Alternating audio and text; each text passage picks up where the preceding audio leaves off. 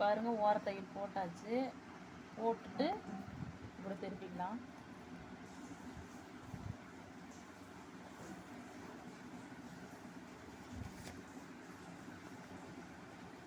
திருப்பிட்டு பாருங்கள் neck design நல்லா அழகாக வந்திருக்குது. இப்போ வந்து இது மேலே ஒரு தையல் போடுவோம்.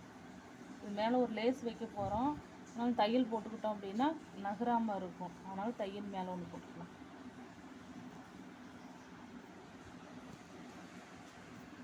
இந்த துணி வெளியில் தெரியாமல்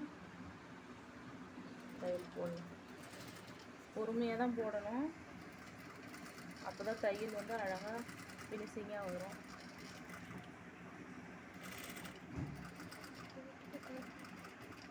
போட்டுட்டு நான் ஃபினிஷிங் எப்படி இருக்குன்னு உங்கள்கிட்ட காட்டுறேன்.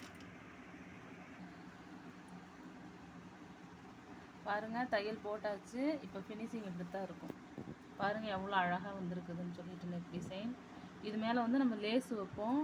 அதுக்கு முன்னாடி என்ன பண்ணலாம், இந்த உள்ளே இருக்கிற இந்த லைனிங்கோட இந்த துணியை ஃபுல்லாக சுற்றி ஒரு தையல் போட்டு அட்டாச் பண்ணிடுவோம்.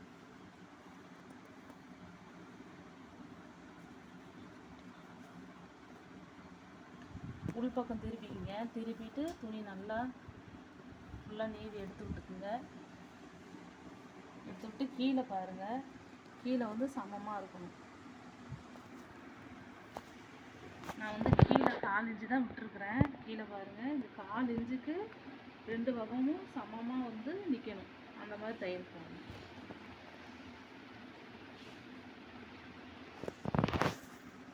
முதல்ல என்ன பண்ணுங்கள், இந்த கீழ் தையலை போட்டுக்குங்க.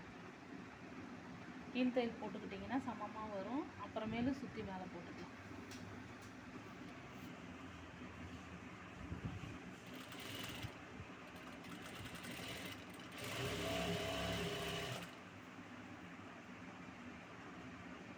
நல்லா எடுத்து விட்டுக்குங்க சுருக்கம்லாங்க.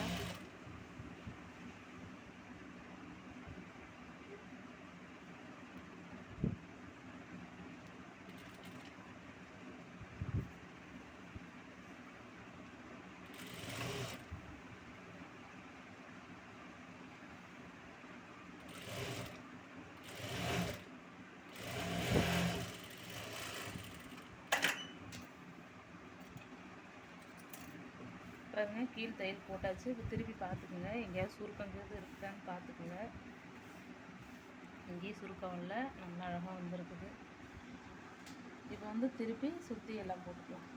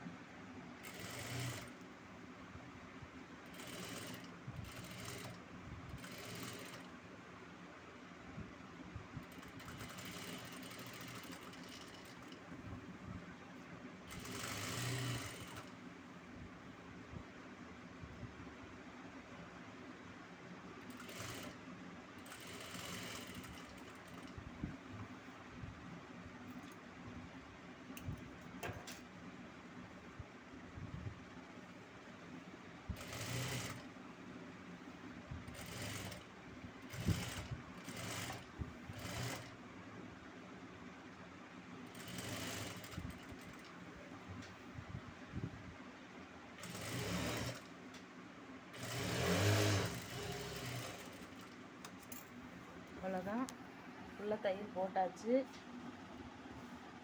வெளியிலையும் நல்லா அழகாக இருக்குது, உள்ளேயும் நல்லா அழகாக இருக்குது. இப்போ என்ன பண்ணுங்கள், இந்த துணியை வெட்ட வேண்டாம். இதை வெட்டினீங்க அப்படின்னா துணி நகுந்து வர ஆரம்பிச்சிடும். ஒன்று இதை உள்ளே கொடுத்து நம்ம அடிச்சிடலாம், இல்லாட்டி திரும்ப இப்படி ஜாயின் கூட பண்ணிக்கலாம். அதனால் இந்த இடத்த விட்டுட்டு பாக்கி இந்த சுற்றி சைடில் இருக்கு இல்லைங்களா, இது இந்த ஷோல்ட்ரு கட் பண்ணி எடுத்துடலாம். இந்த எக்ஸ்ட்ரா ஃபேப்ரிக்